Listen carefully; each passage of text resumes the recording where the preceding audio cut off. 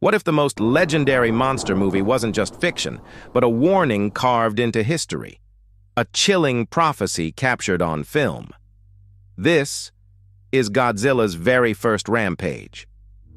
The story begins in the silence before the scream. On the stormy coast of Odo Island, ships start to vanish without a trace, swallowed by an unnatural fog. Fishermen whisper of a sea god, a creature from local folklore. But what rises from the depths is no god. It's a shadow, taller than any building, with scales like ancient armor revealed in a flash of lightning. He's here. The first human response is futile. Rifles, cannons, they're like pebbles thrown against a mountain. The bullets just bounce off, nothing more than sparks against his impenetrable skin. This is the moment humanity realizes its weapons are toys. You're about to see what happens when nature, twisted and awakened by our own arrogance, finally fights back. Godzilla's roar shakes the very film frame, a bass-heavy, guttural sound that signals the beginning of the end for Tokyo. This is the city's first, unforgettable taste of terror. A train, a symbol of modern progress, thunders across a bridge packed with unsuspecting commuters. But it doesn't make it. In a horrifying crash of steel and screams, Godzilla's claws rip through the carriages as if they were made of paper. The military tries to form a blockade in the bay, a wall of naval ships armed to the teeth. But Godzilla just laughs. He wades through their barrage, the explosions barely registering as he continues his relentless march toward the heart of the city. Chaos grips the streets. Sirens wail in a constant, piercing cry as crowds flood the intersections, a tide of humanity running for their lives.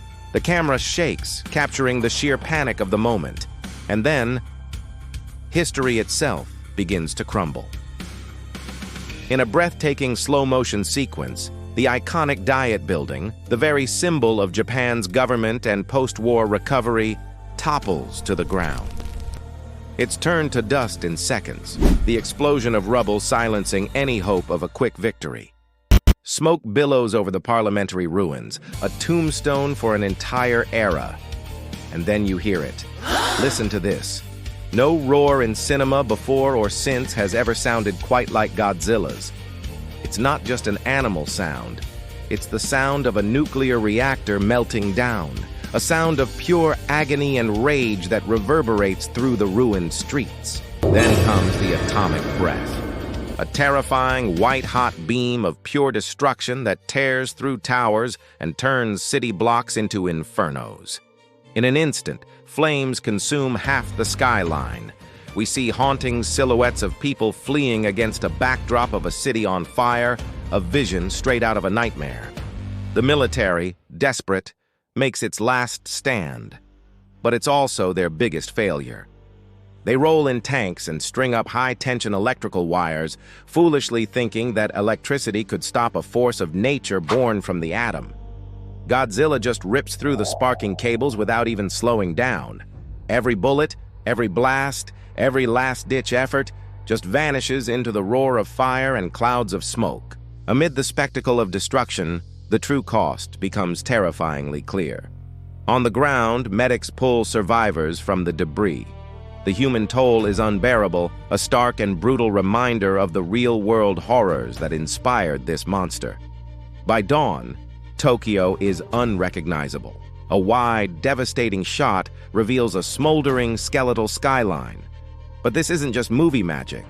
It's cinema history. To understand Godzilla, you have to look behind the curtain of 1954. The special effects team, led by the legendary Eiji Tsuburaya, didn't have CGI.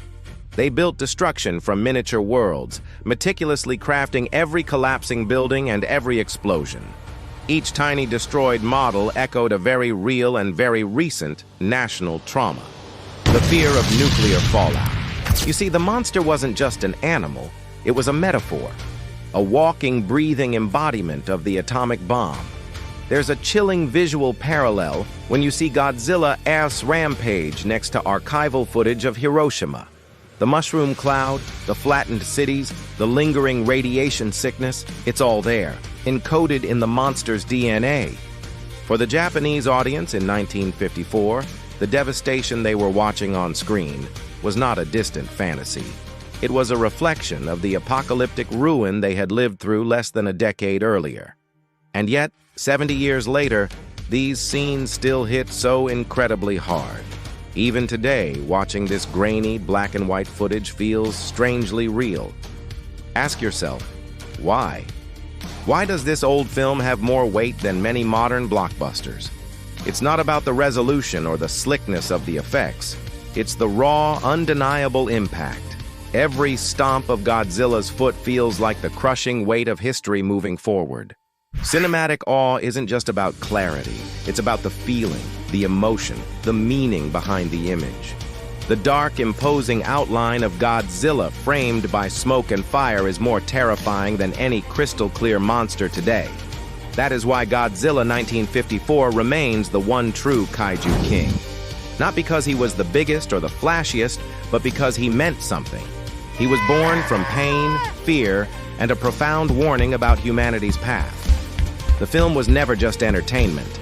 It was a plea, a sermon, a national exorcism captured on celluloid. It was a warning. And the scariest part? It's a warning that still matters today.